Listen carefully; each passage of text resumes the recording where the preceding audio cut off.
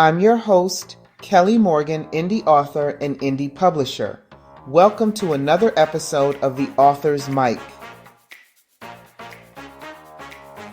Welcome to today's episode. Hey everybody, Kelly here. This is another episode of The Author's Mic, and you know that it's Monday because I have a guest. Oh my God, I always get so happy when people come, especially authors of color. I just love to see us in these spaces and promote us and uplift us. And you know what? Cathelina is here with us. Cathelina Duvert, thank you so much for being a part of The Author's Mic. Well, thank you so much, Kelly, for giving us this space, for giving us this platform so that we can share our work. I really appreciate this. Oh, yeah, I love doing it. And so I want to get into all about what you've got going on, your author journey. You know, this time is yours. I'm, like I said, like I told you before, I'm really here just hanging out. Okay. But I will get you started because I always like to find out how did you, well, let me back up. Do you consider yourself an author? And if so, how did you arrive there? Okay. Oh, I love that question. Yes, I do consider myself an author. I considered myself an author long before I first published. Um, I've always loved writing. I wrote poetry in high school, like sad poetry. It was not good poetry, but I wrote it and I was very proud of it. And it was in college where I finally decided that, you know what, I want to turn my passion into something that it could be lucrative for me. I did major in creative writing and literature when I was at Hofstra University, but I didn't make a career out of that. I did go into publishing. I worked as a publisher's assistant for many years in Manhattan, and I loved that job until I felt like I needed to do more, and that's when I became a teacher. But throughout that entire time, I was always writing stories, always writing. Um, I wrote a novel. Oh my gosh, I wrote a novel in my early 20s that I completely forgot about. It's in the drawer. No one will ever see it. It will never see the light of day. But I always considered myself a writer. And I considered myself an author when first came out with my blogs. My first blog was the True Confessions of a Reluctant Bachelorette. I had just turned 40. I had never been married, and I was like, why? And so I decided to write about it. Why not? And it was just a fun blog about my dating disasters, about what my thoughts were around dating and men and all that. Until I did get married, I changed direction. I wrote a blog about being married, but I that wasn't long lived. I wasn't really feeling that one. And that's when I decided that I wanted something more meaningful, and I started writing Cathy's Cross, a depressive positive perspective. And that was a blog where I took what I learned about being a depressive and how I was able to come off of medication, but still help myself to be happier. I wrote all about that in my blog, and so I was really proud of that. And it throughout all those months and all those years, I was writing my novel, The Box, which finally came out last year, July 2024.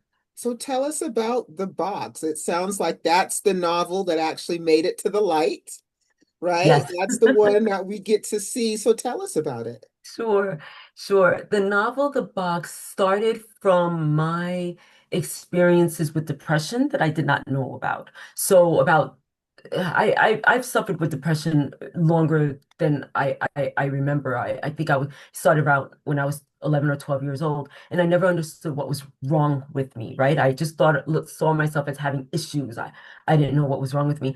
And when after that first novel that I put away and that will never see the light of day, I wanted to write something meaningful. And so I started writing about a young woman who suffered, well, not suffered, but had issues like me. She was always upset. She was always angry. I didn't know why she was because I didn't know why I was until I was diagnosed with depression. And I said, okay, my main character, Mia Hill, will have depression.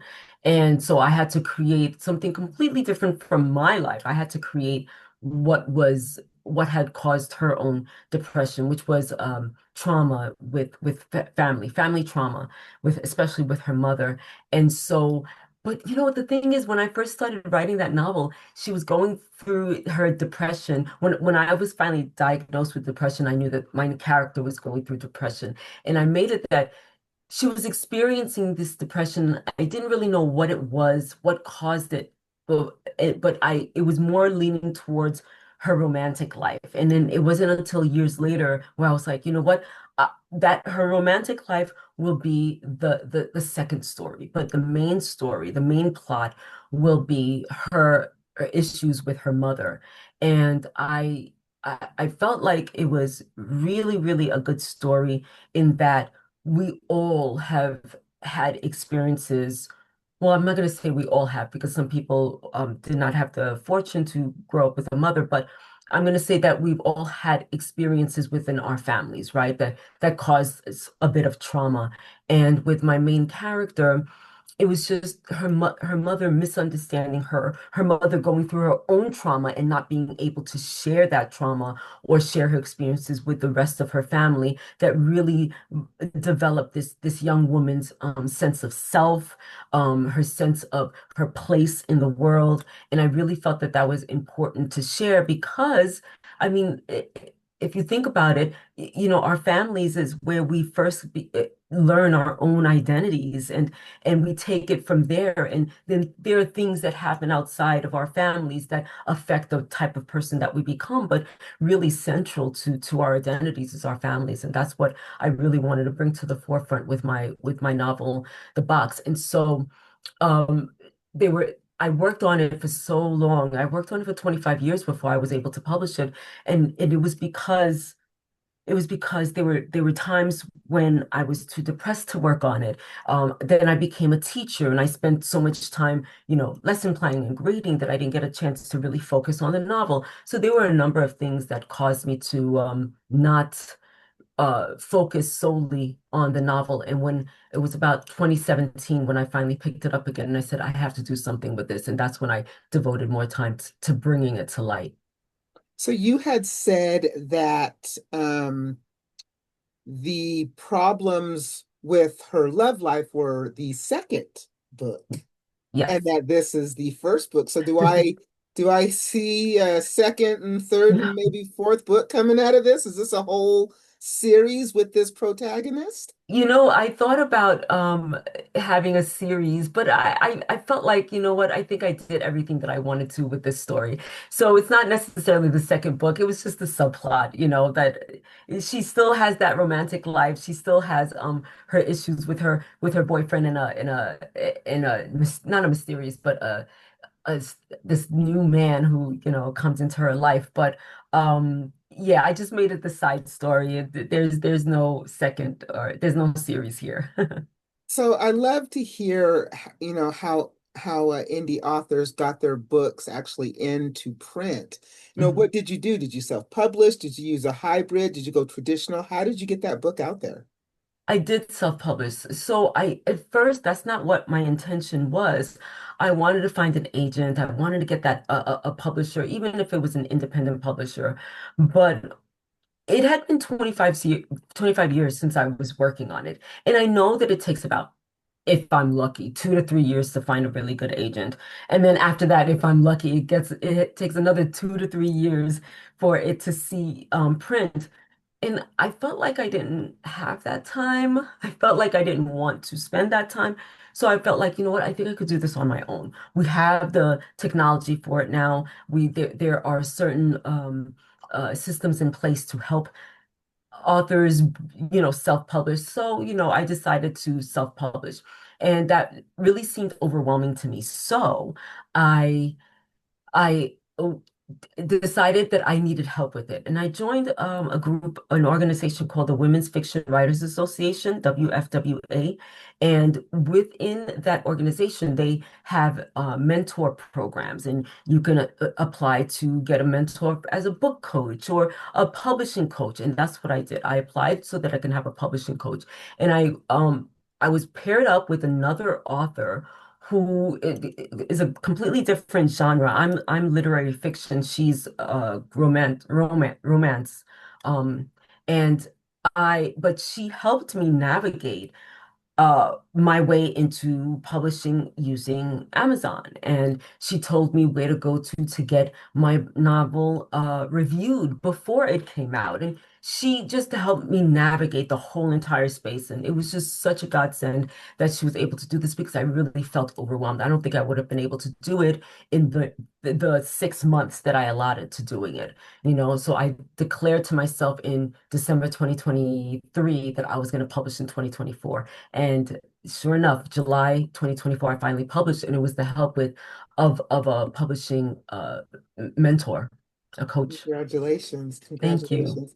So if you could go and maybe tell another person who's maybe thinking, I want to publish a book. I have a story to tell, but I, like you, very overwhelmed. What would you tell them? What advice would you give them on how to get that book out there? I would say find a community, find somebody that you feel you can trust to hold your hand because that's what I received, right? And even now, it's funny because even now that I've done it, I've been through that process, I still don't feel like I'm where I could hold somebody's hand and help them through the process. Again, it does seem a little bit overwhelming to me, but I would tell that person, find a community of writers that you feel comfortable sharing your work with and receiving feedback, beta readers. I would say find an organization where you can get some type of mentorship.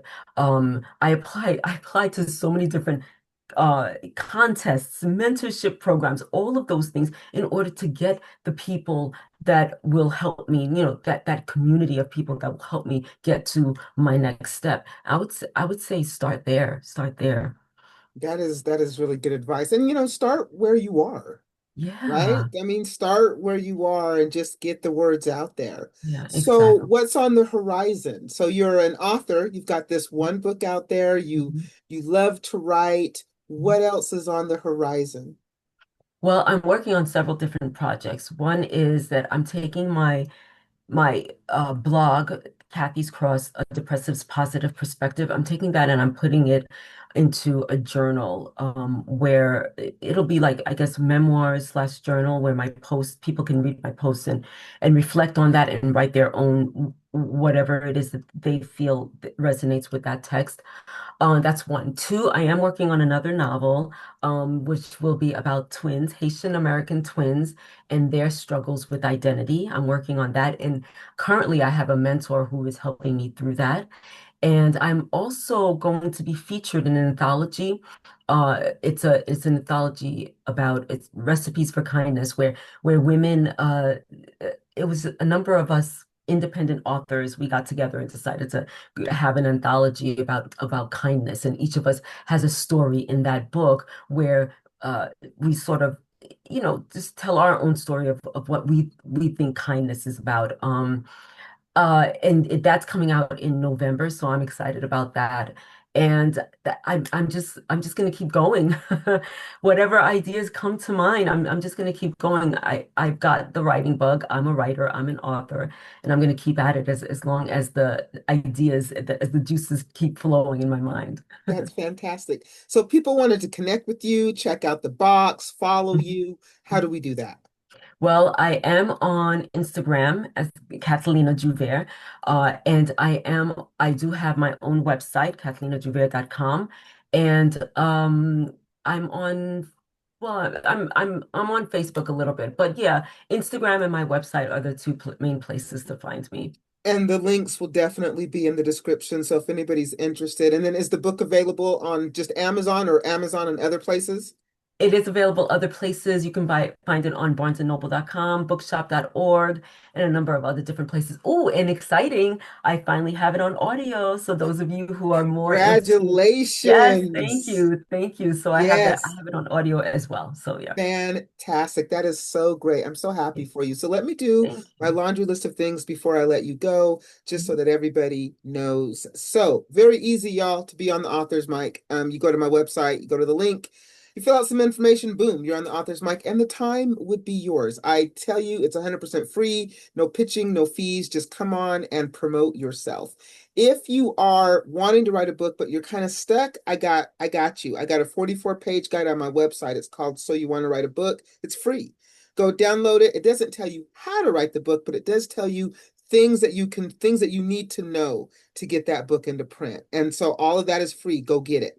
If you're interested in supporting me, I've got 2 books out there. Wait for it and You Sound White. I'm happy to ship them to you for free. I've got some free goodies, or you can go get them wherever good books are sold. Wait for It is also an audiobook. And lastly, if you are an author and you've got a book, you're an indie author, you're looking for a way to promote that book, why not pitch our book club? It's called the Indie Reader Society. It's free. Go to the website, pitch the book club. We just picked up a read for November, but we are always on the hunt for a new read and a new author. And we don't know about your book unless you tell us. So pitch us. All the information is on my website.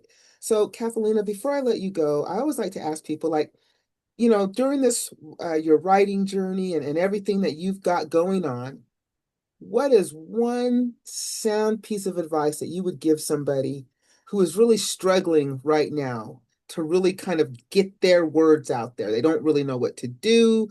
They're kind of stuck. They hear you. They knew that they're like, oh, 25 years. I don't know if I have 25 years. Like, what advice can you give them? Oh, wow. Believe in yourself. Believe in yourself. Keep and don't give up. I would say, I think everything happens the way it's supposed to. If you believe in yourself enough, I just keep doing what you love to do. Just keep doing what you love to do. Follow your passion and don't ever, ever let anybody tell you any different.